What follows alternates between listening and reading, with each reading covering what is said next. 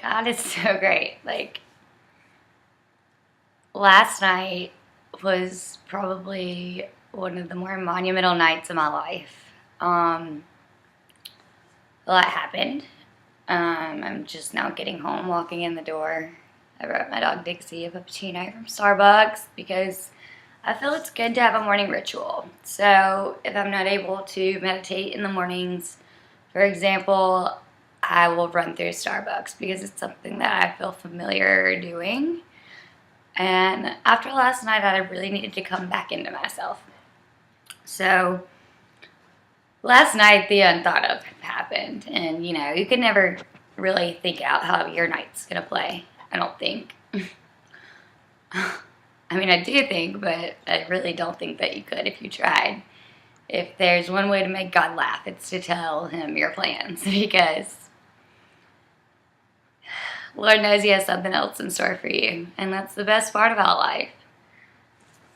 It's about the experience and how you handle yourself. And sometimes you're going to remember how you handle yourself and sometimes you aren't.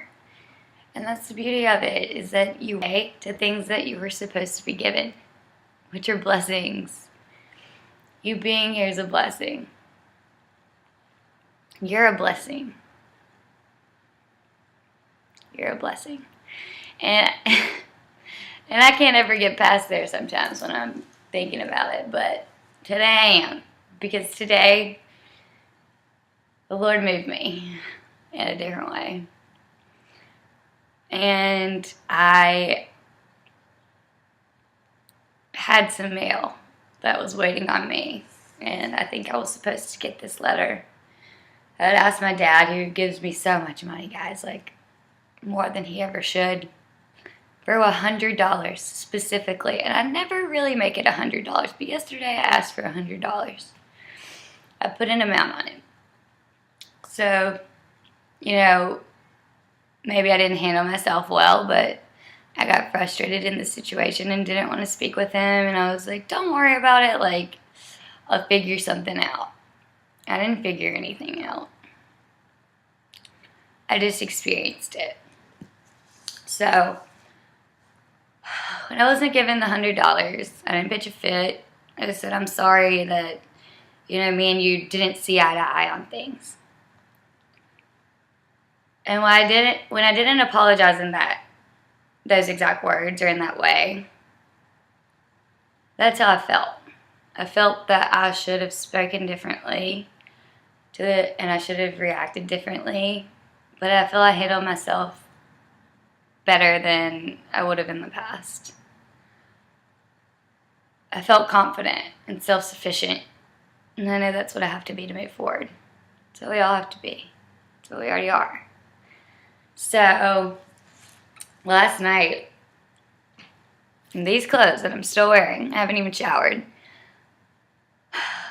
I had gone into a gas station to get beer and cigarettes. Cute, I know. But that's what it was. And I knew I had to get there before 2 a.m. because that's when they stopped serving beer.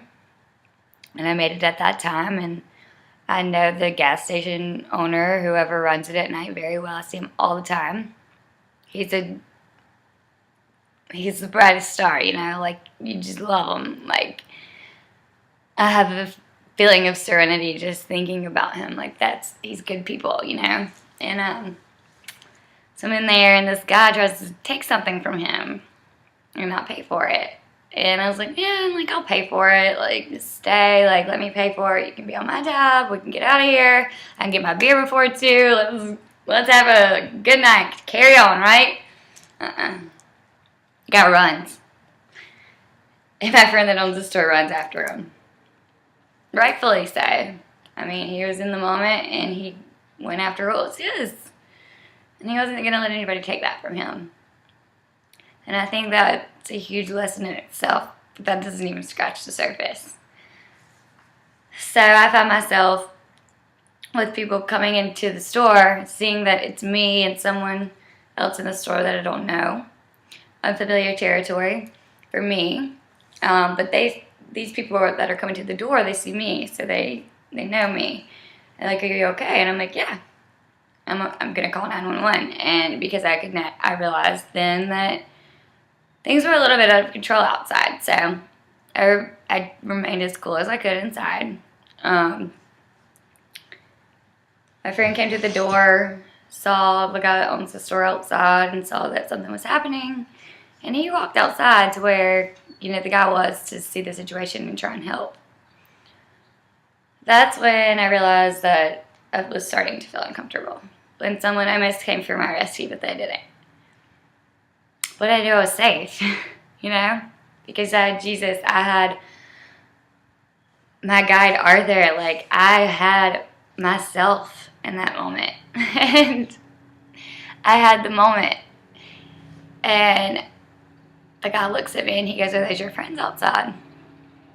And the guy that I'm standing inside with is friends with the person who's outside trying to steal something, I'm pretty sure.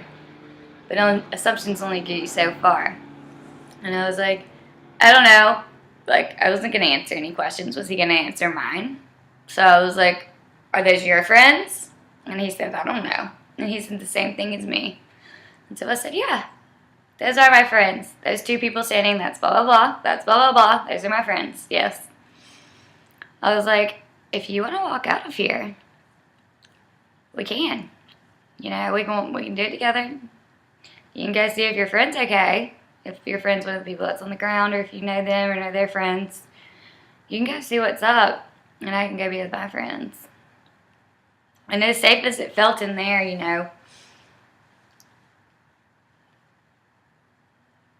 I wanted to know that everyone outside was okay too. It's just crazy being in one perspective, seeing it through the glass, and then in another perspective by like wanting to be out there and making sure that everything's okay. And that's where you gotta let go. You can't want to know everything, because you can't.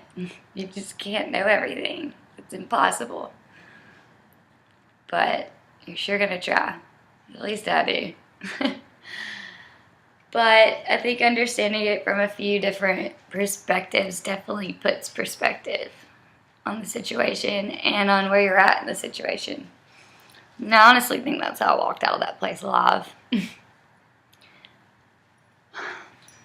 I knew who was with me, who I was, and that it would probably life would go on no matter what.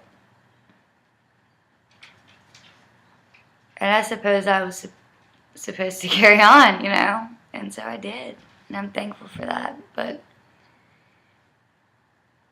then I held someone in my arms, like this, okay? Looked them in the eye, asked them their name. This is the guy that took something from the store. I never got a name. Names don't matter. Whatever your name is, forget about it. It's about that moment. And you really see somebody. And you realize their worth. And you realize your worth in the same sense. Because you realize you're one. And that you care. And that you want to help. But sometimes you gotta let go. Because there's nothing you can do. Not in it, as much as it seems like it's in your hands, right in front of you. It so much isn't. There's so much more going on. There's so much more that we're never going to be able to grasp, and that's okay. But to be aware of that, to be aware of knowing that God is in control at all moments, it's knowing enough, right? I think it is. Another thing, back to the $100. My mom sent me a check with $100 check in it. My mom has not sent me money since I was a teenager, you guys. Okay? I've worked on loving her and not trying to understand her, but just loving her. And through Jesus, I have done that. He's helped me to understand that all you gotta do is love. And if you can put out love, in that way of understanding and blindly trusting that everything's okay and the good things will come to you. That is why things like The Secret and stuff, they don't work. The secret's out, pretty much. You gotta be authentic to who you are. You gotta stop judging people. Something everyone struggles with, right? Like, you see someone walking down the street and they're wearing a shirt you don't like. Oh, I don't like that shirt. So what? Do you like their face? Maybe you should have looked at it, right?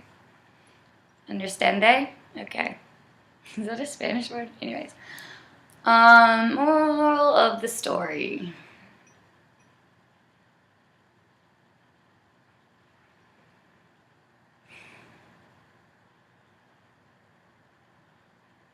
Never know what you want. Never plan on things that you don't fully believe in. But when you do make plans, you need to also make a plan for that plan to change. Because that's the only thing you can plan on. See, I've been told this one thing my whole life that I keep in the back of my head, and I don't know why. And it's too much are given, much is expected. And it rattles in my brain, and I wonder if it's true. There's truth in everything, right? Yeah, okay. But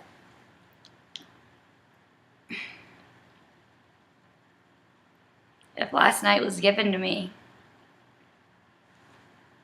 and last night was a lot, today's even more, then what's expected should be even more, right?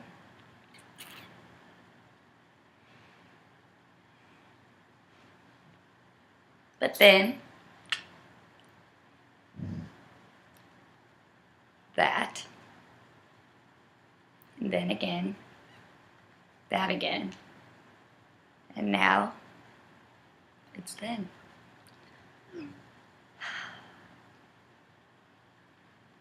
And that's the key.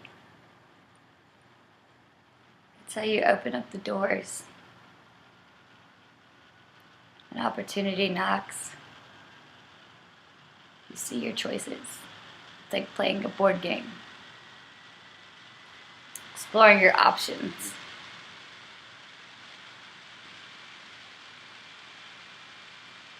Don't be scared. Don't be scared to move forward. Don't be scared to live in that moment, because it's the only one you have.